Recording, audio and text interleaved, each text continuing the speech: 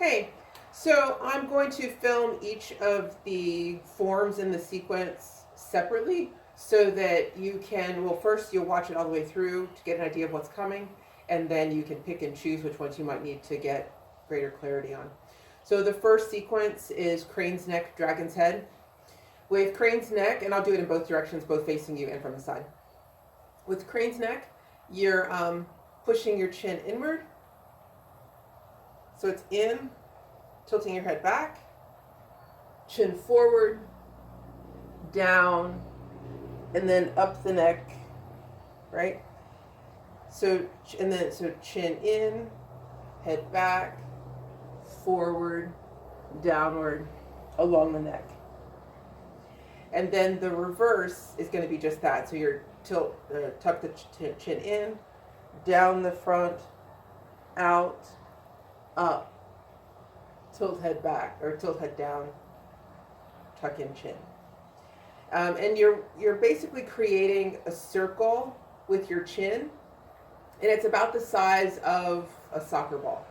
And so from the side, it'll look like chin inward, head back, out, down, up, in, head back, out, down, and up.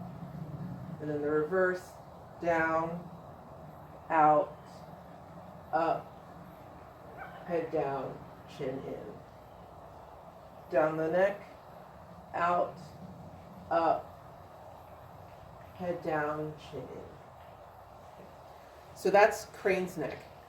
Dragon's head, you want to think of like two, ears right here on the side of your head in line in the same plane with your ears. And you're moving your head in the same plane. So think of like a plane coming down through the center of your head, through your ears, You're moving your head in a figure 8 pattern within that same plane. And you'll want to think about like there's a center, like you'll feel a center of mass or gravity when you're moving to so you start with the left, you move your head to the left, and you want to think of like bringing that circle down, and then you're tracing it back up to the figure 8 to the right, down, and then like so here the little dot that you're thinking about is like parallel to the ground, and then you're pushing directly up, so it's a tight figure 8. Up and then back around. And you'll know that you've gotten it when you feel like there's a sensation of this kind of pressure. It'll be unusual because you haven't done it before. So it'll feel like there's like there's this ball inside of my head and it's moving. And you're trying to get it to move up. You'll feel the pressure, especially when you're coming up, and then it releases coming down. You feel it collecting when you're coming down this way. And then it's at its heaviest here, and then you're pushing it back up. And so that may take a couple of times to feel that, but that's what you're going for, that sensation.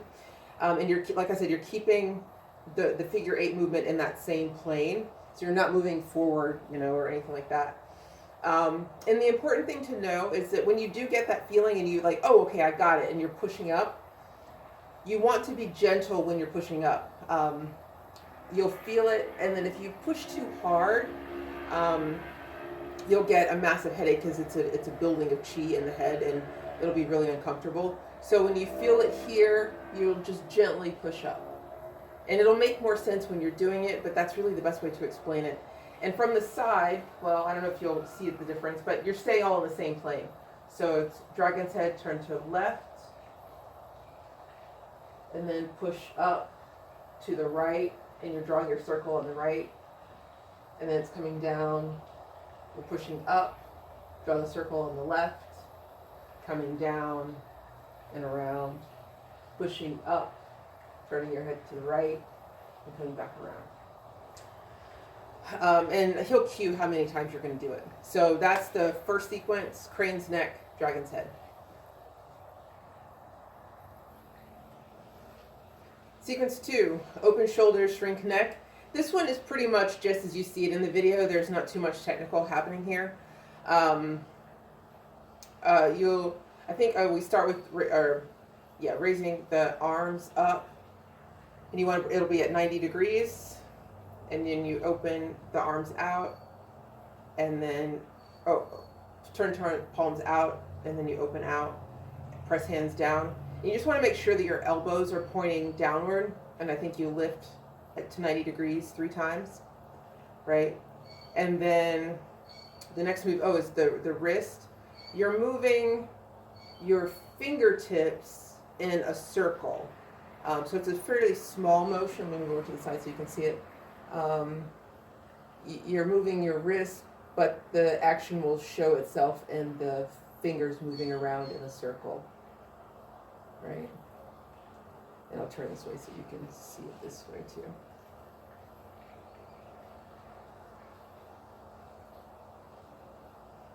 And your arms are gonna be at shoulder level.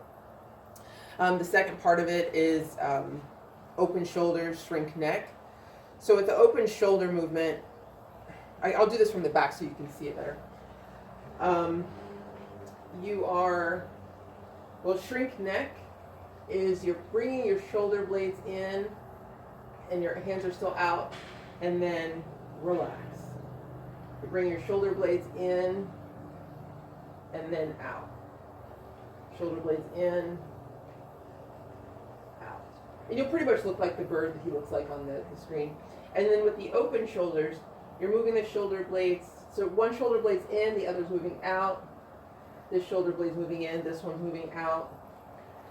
It's kind of like doing the wave, but you just want to think of opening the energy and from the shoulders to your fingertips. So you're just waving motion. Okay, across the back. So that's sequence 2. Okay, sequence 3 is erect palms, separate fingers to open meridians. So erect palms, where do we start? We did open arms. Okay, so your arms are still out, right? And you're bringing your hands, your palms out, pressing out, and then you're opening your thumb and pinky finger, then your index and ring finger, push out, close index and ring finger, close thumb and pinky finger. Push out, open, open, close, or open, open, push out, close, close. And so from the side with my hand, you'll see, I put my hand down a little bit so it's in the frame, but it's basically, so you're pushing out from your shoulder, open, open, push out, close, close, right? And you're gonna feel, especially in the beginning when you start, pretty strong sensation in the arm. That's you're opening the meridians and getting it flowing. And just remember that your arms are always going to be at shoulder level. Mine have been a little bit down so I can be in the frame, but they're always at shoulder level. The second part of it is release your hands down like a hook. Fingertips touch. Turn, like the fingertips point into the palms. And roll your hand up. And then you unroll your fingers vertebrae by vertebrae. And then close hands down like a hook. Gather to center palms, erect wrist, open fingers vertebrae by vertebrae. And so from the side, let me turn a little bit that way. So cloth hands like a hook, fingertips touch, gather towards center of palms. And it's at about a 45-degree angle at that point. And then you erect wrists, and then you unfold your fingers vertebrae by vertebrae. Okay. And this one hurts me, so I can't do it too much, and I've already done it to practice, so hopefully you got that one. Now we're on sequence 4. This is Yee Qi Thrust. So Yee Qi Thrust is 2 parts. It is the movement with the hands. So the hands are interlaced and out in front of you, in front of your forehead, and they're the furthest point away from you.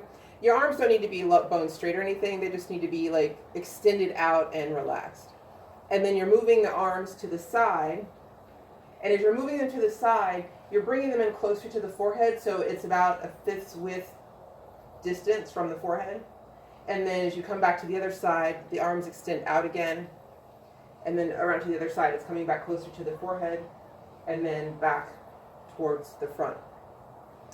With the thrust, that part's coming from like the energy. It's called Dantien, and you're lifting this part like it's like up and then right. So I don't know if you're going to see this, but so we start on the Yee Qi Thrust. We start on circle hands to the left, right thrust. So you're thrusting this part of the body over to the right.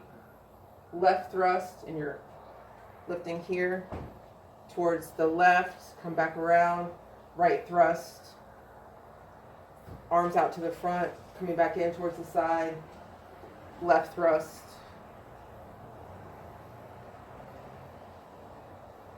right?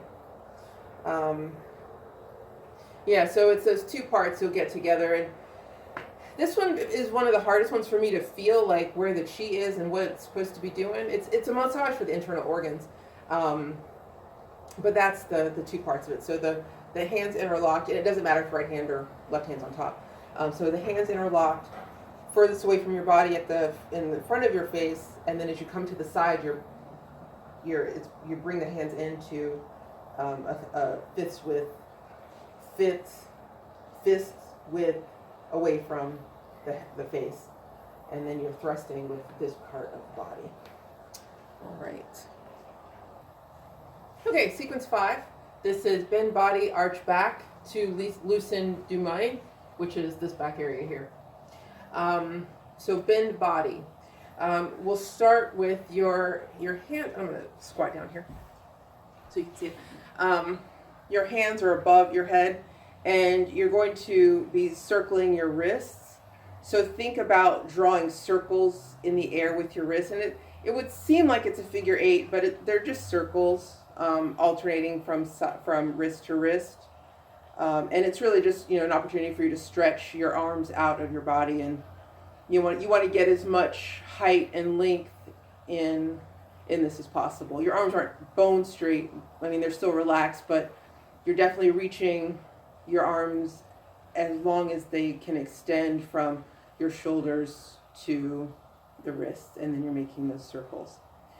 And then you'll open your hands and begin to bend forward, vertebrae by vertebrae, with your arms next to your ears, hands straight all the way down. Until it's not important that your hands touch the ground, but that's what you're aiming for ultimately. You'll be asked to scoop chi, so hopefully you can see, like my hands are on the ground all the way, there's like a little bit of space, and you're scooping the chi to the back. And you'll have you like bend down, and you want to think of rippling the back. So from your lower back forward, right? You're doing that 3 times, and then you'll move to the left, and you ripple 3 times, and then you'll turn to the right and ripple 3 times, and then it'll say scoop chi to the back, and your arms are back by your ears, and you're lifting up vertebrae by vertebrae until you're standing up straight again. So I'll do that from the side so you can see the wave motion in the back. So yeah, arms, we're circling the wrists, and then your open hands, vertebrae by vertebrae, you're coming down until your hands are to the floor, and then 3 times, 1, 2, 3, and then to the left, 1, 2, 3, and then to the right. 1, 2, 3. Scoop chi to the back. Oh, and then he'll say, so you're scoop chi to the back, and you're holding Achilles tendon, and you're pulling your head down, and you're going to ripple the back 3 times from this position.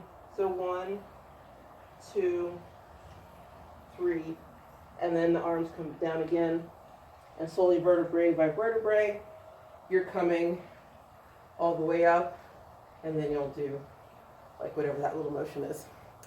I don't know how well you can see it, but I know you can grasp the concept of rippling your back, and really that's what you're trying to do. You're trying to work out of the lower back and get those lower vertebrae separated, because that's a helpful flex for the spine, and also helps open the meridians that are along the back channel.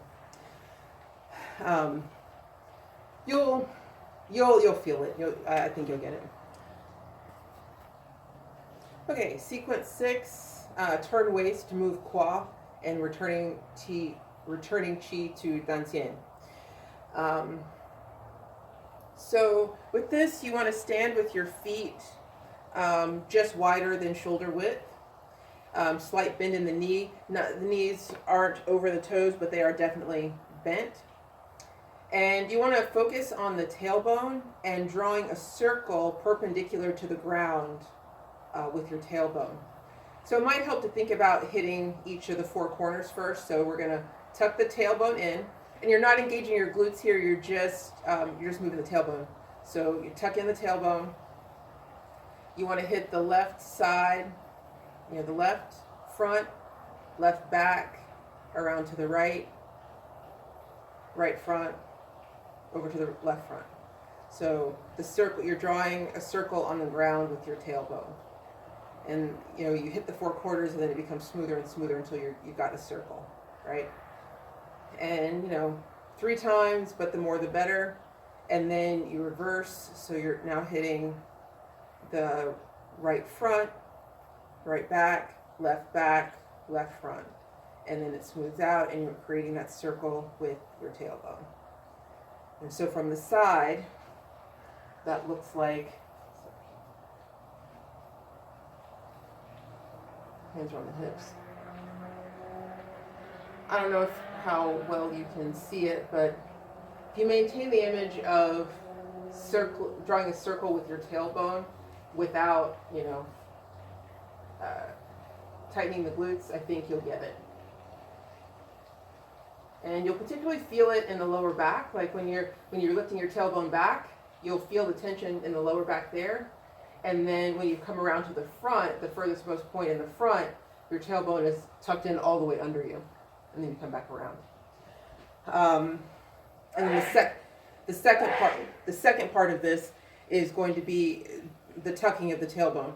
So you'll tuck it in, and just when you think you can't go any further, you want to tuck a little more. And then to the back, push it out as far as you can go, and then go a little further. And so from the side, that looks like tuck in as far as you can go, and then out. And like I said, you'll feel that tension in the lower back. And when you're there, you'll release and then come to the front. And then back. Okay. Sequence 7, open front and back qua. Qua is your pelvic region, roughly translated. So the idea is that you're able to open this area to allow the chi that comes up from the legs to move up to the rest of the body. So we're going to start by, I think you'll say step on chi, and you want your feet, let me move back so you can see, right heel out, left heel out. And the idea is that you bring them into a straight line, but I mean, we don't have rubber legs, so it's not exact, but you see the effort, right, in the stance of my feet. The legs are straight, not bone straight, of course, just relaxed and easy. And then you're leaning slightly forward, and your arms are out in front of you as if you're embracing, I think it says embracing a tree. So that's kind of, that'll be the pose. And then you'll do the reverse, which is going to be bending the knees and coming down a little bit and lifting your arms up. Your head lifts up. Oh wait, no, we forgot. We got to do the front quad, the stuff at the bottom. This one, oh man. Yeah. All right, so yeah, I don't know how to edit this, so we're just gonna have to go back. So the beginning of sequence 7, which is open front and back quad, your feet, your heels are a little wider than shoulder width, and your toes are pointing out in almost a straight line. You want to bring your knees down to as much of a 90-degree angle you can get with your thighs as possible. Your back stays in an upright, in a vertical plane to the floor, and you're bringing your hands together in prayer position. You're rotating your wrist as if to draw a circle on the ground in front of you. So we start to the left, 1, 2, 3, and then to the right, 1, 2, 3. And then raised by way, you're thinking about a string pulling your head up from the top as opposed to efforting through the legs and pushing up. So I'll do it from the side. I don't know that it'll be much different. Again, the feet are a little bit wider than shoulders width apart, the toes spread out.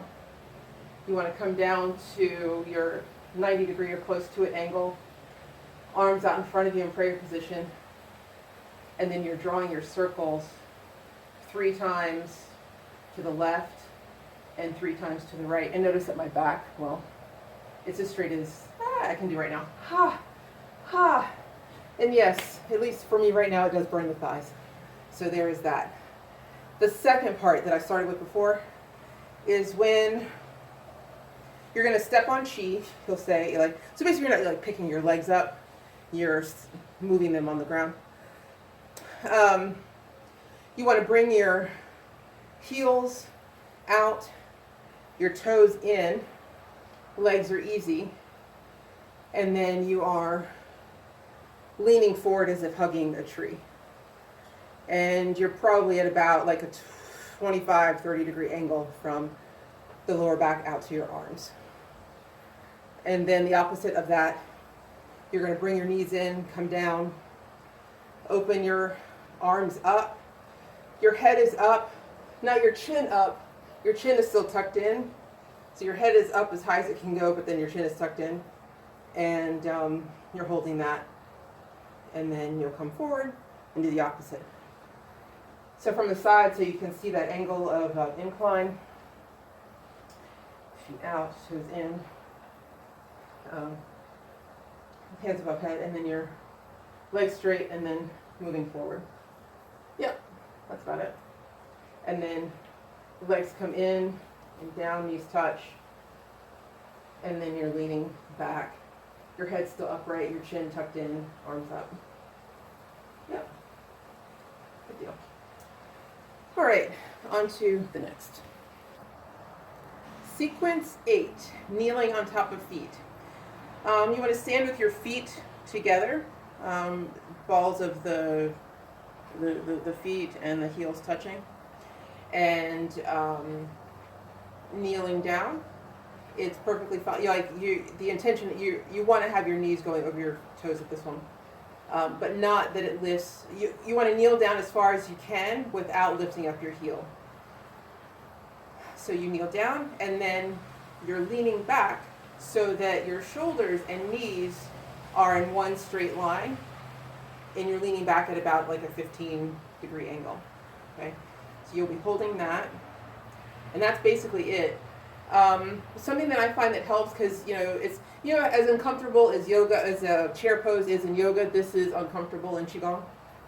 I think it's helpful, at least I found it helpful, to also think of squeezing your thighs together. That'll also help with your balance, because I know sometimes we're not used to standing with our feet so close together, we need a little bit of space to feel grounded. But when you bring them together, you can feel a little off balance. So if you think of squeezing the thighs together, that'll help center you and help you stay steady when your knees are over your feet. And so from the side, I don't know how well you're going to be able to see this because I've got so much in the front and the back. But yeah, so feet together. You're bending down as far as you can go. Notice my heels aren't coming up. Well, so my heels, like that's them coming, well, okay. So the heels, you don't want them coming off the floor. You want to keep them on the floor, but kneeling down as far as you can. Your tailbone is tucked in, your chin is down, and you're kneeling as far as you can. And notice the line from the knees to the shoulder, looking back. And then he'll say raised by way, that's the point in the center of the head. You want to think of a string gently pulling you up as opposed to you efforting from the legs. Oh, and the three joints that he's talking about are the ankles, the knees, and the hip. So what this will do is bring Qi and nourish your knees with Qi. It'll also strengthen your legs, of course, and your lower back, which will aid in balance and all these other things. But we're looking to encourage the flow of Qi to the knees and the flexibility in the ankles, so for greater mobility. Sequence 9. This is spring leg, flex foot. I'm leaving my hands up so you can see the work in the ankles that's happening. So we start by standing with our feet together. Shift your weight slightly to the right, and then you're going to lift your left leg to 90 degrees in the thigh, parallel to the ground. And then you're flexing your foot and pointing. In the flex, you're pushing your heel down, bringing your toes up, and then the point is bringing the heel up as far as you can and pointing the toes down as far as you can. And we're doing that 3 times each. And then rotate to this inside. So your ankle is relaxed, your toes are delicate, and you're just gently rotating the foot inward, and then you rotate outward. And then when your foot is outward, that's when you spring out to the diagonal. I'll stand over here to the diagonal. And again, we go with the flex and point. So pushing the heel down, toes up, toes down, heel up, 3 times, inward, and then outward, right? One thing to note is when you're standing on your foot, the tendency is to compensate by leaning back a little bit for the balance, but you still want to be upright. So the only things that are going to be at an angle will be your legs, but your torso is still going to be in a straight line from your shoulder to your ankle. And the same thing when you're flexing your foot, the tendency, and I think I was doing it before, is leaning to the side a little bit, but you want to actually remain upright on this side and the work happening over here. Something else I think that helps with balance is, again, think of squeezing your thighs together. Even if you've got one leg up, you can still be squeezing, thinking of squeezing your thighs together, and that will help maintain your center of gravity against that midline. And I don't think it looks any different from the side, but I'll do it anyway. So this is the 90 degrees. Woo! Okay, somebody doesn't have their balance. So 90 degrees, the leg is easy, like the knee isn't stiff or anything, and then you're flexing up and down, and then out to the side. All right.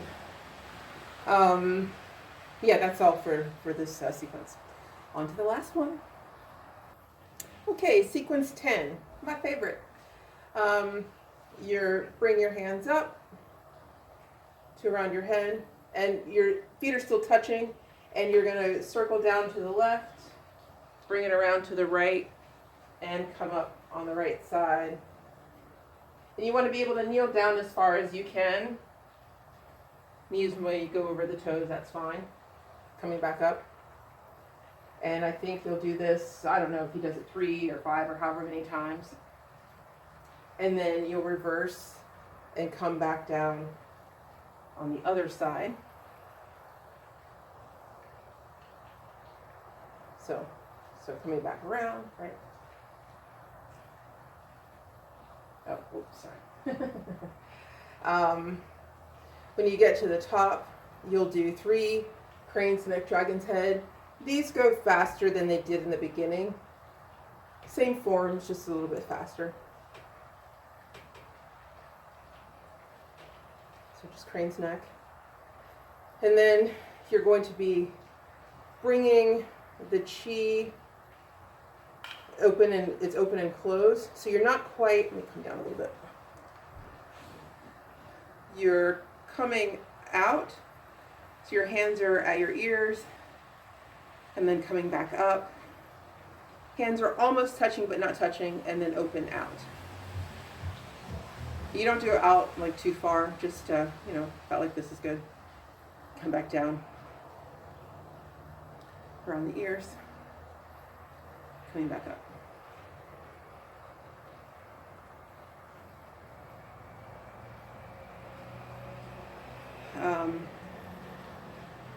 So then, so I get the sequence right.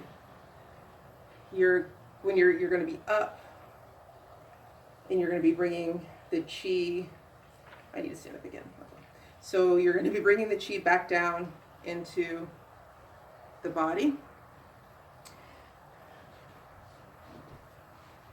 And when you're bringing it all the way down, your hands will be on top of your feet, and then you're kneeling down as far as you can.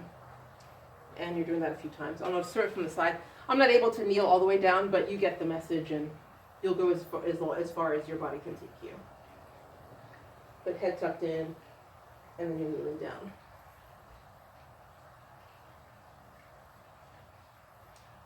And then you bring the chi back up the inside of the legs,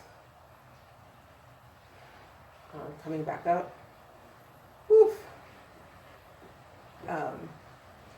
These movements are not to be underestimated, because I know it seems like it's slow and easy, but man, has it generated the heat. Okay, so your hands come all the way up in front of your chest. Right hand, push forward slowly to almost straight. Relax wrist, turn palm. Come around in front of the body. And your arms still at shoulder width. When you get to 90 degrees, you're going to press, he'll call it zhenghui. And zhenghui is the middle phalange of your middle finger. So you press zhenghui, and you bring it around to the front of the body to press qi fu. Qi fu is this little indentation on the chest, like where the breastbones, the pectorals meet up. You'll press qi fu, and then you're pushing your right hand forward. Relax wrist, turn palm. Bring it to, something's happening with my camera. I think we're going to lose some power here or something. You want to press qi fu. At 90 degrees, you press zhenghui and then press qi fu. And now you're going to hum 3 times. The humming is just the syllable tum, and you're humming it to yourself. It really shouldn't be loud enough for other people to hear, but you really want to concentrate on getting that vibration and feeling it resonate in your body. So it'll be like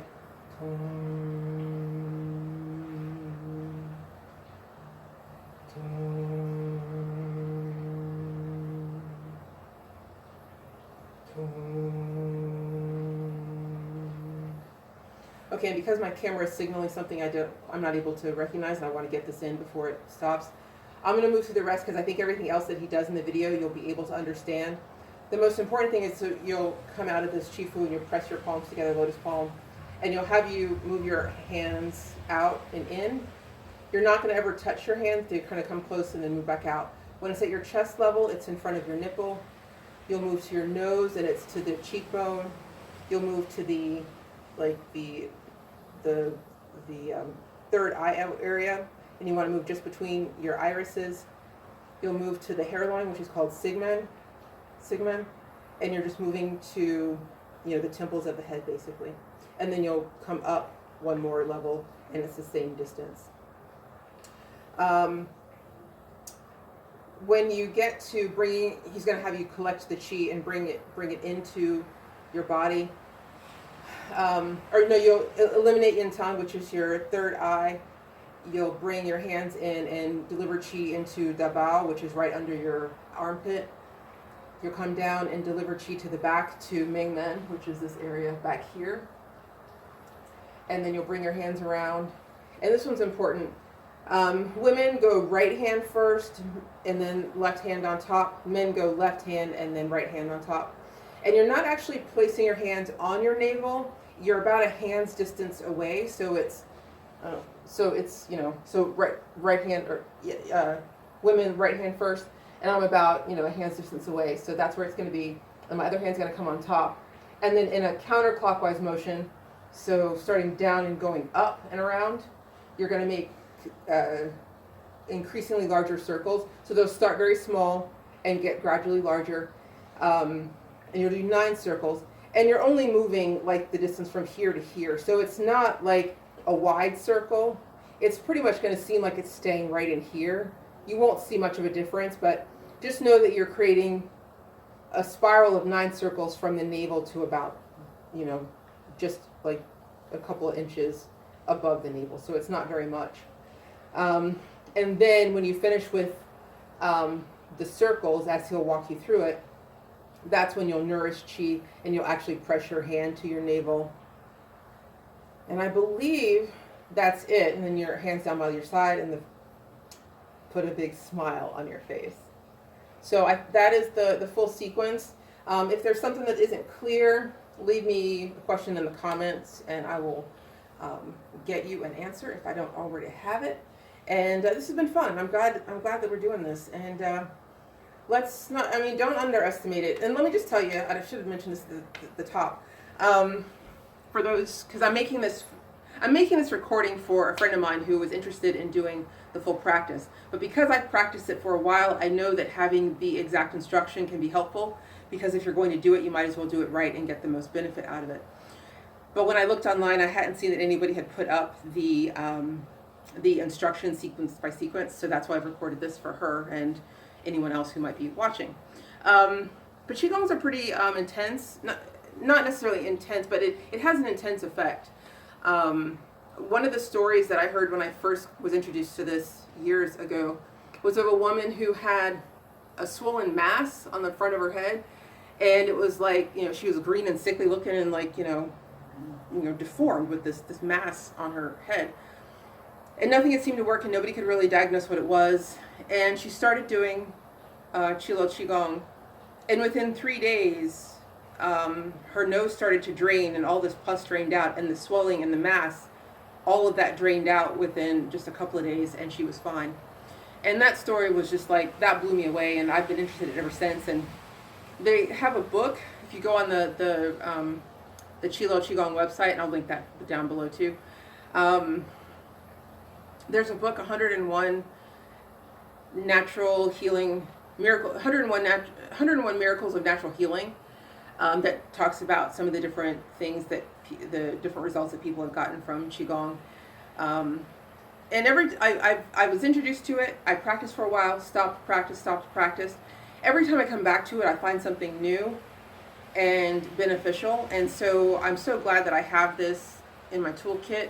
I'd like to keep it on the desk and use it all the time, because it really has made the difference. And for me personally, the reason I'm doing this video, and I was talking about it with my friend, was because I'd been depressed for however long, and had to give up yoga because I was getting anxiety. I was having anxiety getting on the mat, which yoga is supposed to fix, but it wasn't. And so I hadn't moved, in a while. And standing yoga didn't work for me. And I was like, well, let me just try Qigong. And I felt good. Like, the body aches and pains I was feeling, went away after the first session. I was like, oh, this is great. Did it the next day. And then by the third day, I got up to do Qigong, but I didn't have quite enough time. But I was like, well, let me just see if I can do yoga. And I was able to get back on the mat. So one of the things that he mentions in the beginning of the video is that, he goes through the list of the things that it will do. Lift tendons, beautify body. But it also has, and he may mention it, I just can't remember. But it also has a beneficial emotional effect. And that's one of the things that I've really been enjoying this last week as I've been practicing. My sleep has gotten a little better. The thing, oh, I called my friend screaming and excited because after 2-3 days of practice, well, actually on the first day of practice, I noticed that my craving for junk food and anything like off the plan was gone, you know, and I went to like reach for a common food that I've been eating lately that I know I don't need. And there was an immediate revulsion in my body, and so I didn't have it. And I've actually been able to eat clean within my constitution all week with no effort. And you got to understand, like, the part about no effort is probably the biggest part, because prior to that, if I got a craving for potato chips, I had to go to the store and get them. Like, there was no sense of, it wasn't about having willpower. It was just like this overwhelming craving, and that's just a sign for me that they've gotten out of control. But one session of Qigong took care of that, and as I have continued to practice throughout the week, it has been an easy ride. The other thing that happened, I was going to say that, you know, had me calling my friend, like, screaming with joy. Well, one, the fact that I had joy, because I hadn't had that in a while, being that I had been depressed. But the other thing was that I've been eating a lot of ice, which is indicative of a number of things, but none of them particularly good for my constitution. And prior to doing Qigong, I'd eaten like 4 or 5 glasses of ice that day, which was an insane amount even for me. I did Qigong the first day. The next day, a couple of days later, first thing in the morning, I put the kettle on for tea, which is unusual, because my first step usually when I get out of bed is to go grab a piece of ice. So yeah, I put the kettle on and I made a cup of tea, and it was the best. Like, it just felt, forget how it tasted. I mean, of course it tasted good, but it felt good in my body. And since my normal habit had been, after I eat something, I usually get a piece of ice or two, or a glass. So I had my cup of tea, and maybe like 30-40 minutes had passed, and I'm like, I think I'm gonna get some ice.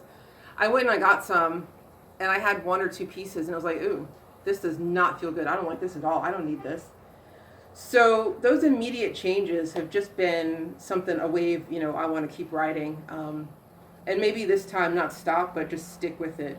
You know, the goal this year is consistency, and it hasn't worked out quite like that. But this is one where I feel like, man, this is definitely what I need right now. So if my story can be helpful to you, I'm grateful. If this practice can be helpful in your life, I'm, you know, blessed. And you be too, and we'll see you again next time. Bye.